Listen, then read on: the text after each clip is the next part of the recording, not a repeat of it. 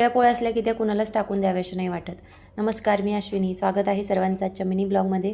आज होता शुक्रवार आणि शुक्रवारी कुंचन सेवा जी आहे तर ती मला करायची होती. दिवसाची सुरुवात ही छान अशा उंबरठ्या पूजनापासून माझी झालेली होती. त्यानंतर सुंदर अशी देवपूजा मी करून घेतली, कारण कुंचन सेवा करायची होती तर देवपूजेनंतरच ती करत असते. म्हणून सगळ्यात आधी गणपती बाप्पांना, त्यानंतर स्वामींना आणि त्यानंतर सगळ्या देवी देवतांना पंचामृताने स्नान घालून घेतले आणि छान अशी देवपूजा जी आहे तर ती माझी झालेली होती. त्यानंतर त्या देवी देवतांना हळदी कुंकू अक्षदा अर्पण केल्या आणि त्यानंतर छान अशी आरती करून घेतली. कुंचन सेवा मी केली.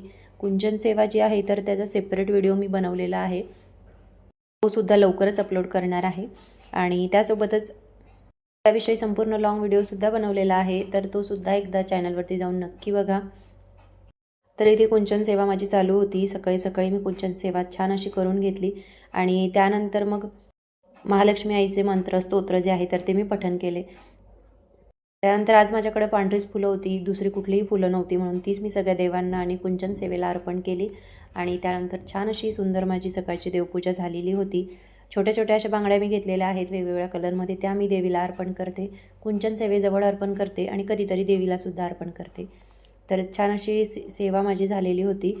आणि त्यानंतर सगळ्या घरामध्ये धूप वगैरे दाखवून घेतला आणि मग पाकाला लागले, कारण मुलांना स्कूलला जायचं होतं आणि त्यांचा टिफिनसुद्धा तयार करायचा होता. तर आज मी साधी भाजी पोळी केली. अगदी पत्तागोबीची साधी भाजी मी केली होती. त्याच्यामध्ये मी फक्त 2 मिरच्या घातलेल्या होत्या आणि त्याच्यासोबत लसणाच्या 4-5 पाकळ्या घातल्या आणि हळद मीठ एवढं घालून मी ही भाजी बनवली. आणि त्याच्यासोबत त्याच्यावरती आणखीन काही मसाले घातले जेणेकरून मुलांना ती भाजी आवडेल.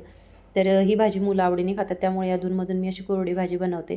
तर मुलांचा टिफिन झालेला होता, मुलं स्कूलमध्ये गेले. त्यानंतर मस्तपैकी चहा घेतला मी आणि बाल्कनीमध्ये बसून निवांत आरामात चहा घेतला. त्यानंतर मग नाश्ता करायचा होता, तर सकाळच्या पोळ्या उरलेल्या होत्या, तर म्हटलं आता याचा चुरमा केल्यापेक्षा असंच काहीतरी वेगळं करावं.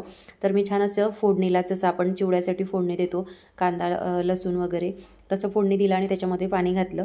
आणि त्यानंतर पाण्याला छान उकळी आल्यानंतर त्याच्यामध्ये पोळ्यांचे तुकडे करून घातले.